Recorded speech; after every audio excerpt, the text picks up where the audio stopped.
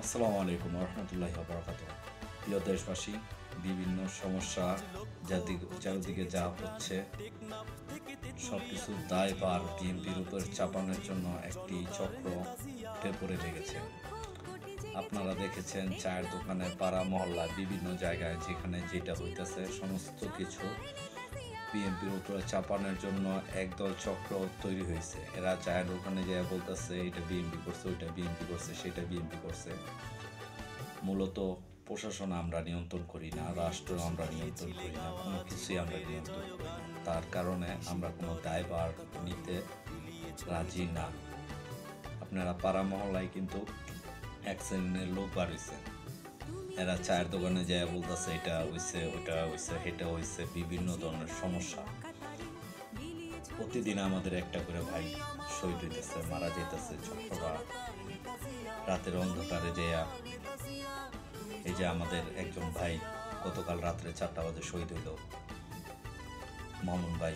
খুব ভালো মানুষ ছিল, আমি তার আত্মার মাগফিরাত কামনা করছি। তো এরকম একটা দুইটা করে যদি আমাদের ভাইরা, আমরা যদি নিজেরা এগুলা সজাগ না হই, আমাদের ভাই হারাইতে হইব। বাংলাদেশ জাতীয়তাবাদী দলের কেন্দ্রীয় নেতাকর্মীদের কাছে অনুরোধ রইল, আমাদের তারেক রহমান স্যার যে বলছে আমাদের মধ্যে কিছু চক্রান্ত ঢুকেছে বিএনপিকে ক্ষতি করার জন্য, তাই আমি মনে করি নিজেদের মধ্যে গুতাগুতি না করে দলের জন্য কাজ করি। পাড়া মহল্লায়, দোকানপাটে যেভাবে ওনারা অ্যাডভার্টাইজ দিচ্ছে আমাদের বদনাম করার জন্য, ইউটিউব, ফেসবুকে, বিভিন্ন জায়গায় যে যেমনি পারতেছে বিএনপির বদনাম ছড়াইতেছে।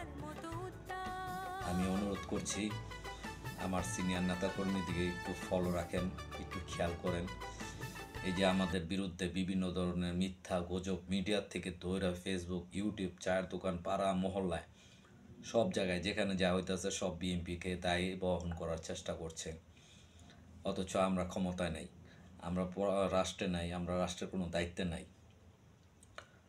তাই এই গুজবের মাধ্যমে বিএনপি, বাংলাদেশ জাতীয়তাবাদী দল বিএনপি দেশের জন্য, দশের জন্য, মানুষের জন্য প্রচুর কাজ করছে।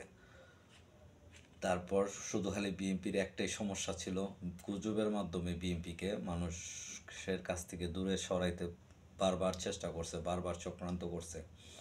তাই এবার কোনো গুজব আর কোনো চক্রান্ত যাতে আমাদেরকে কোনো ক্ষতি না করতে পারে, তাই দেশবাসীর কাছে অনুরোধ রইল, কেন্দ্রীয় নেতাদের প্রতি অনুরোধ রইল, গুজব মোকাবেলার জন্য আপনারা কার্যকর কোনো পদক্ষেপ নেন, যাতে করে বাংলাদেশের জনগণ ক্লিয়ারলি বুঝতে পারে যে গুজব যে যেখানে করবে তার প্রতিবাদ করতে হবে।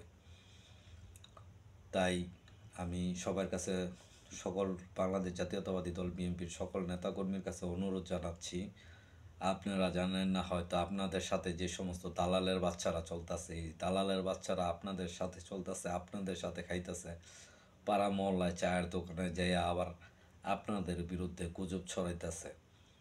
তাই সবার দৃষ্টি আকর্ষণ করছি, একটু খেয়াল করেন। দল বাঁচলে আপনি বাঁচবেন, আমি বাঁচবো, সবাই বাঁচবে, দেশ বাঁচবে।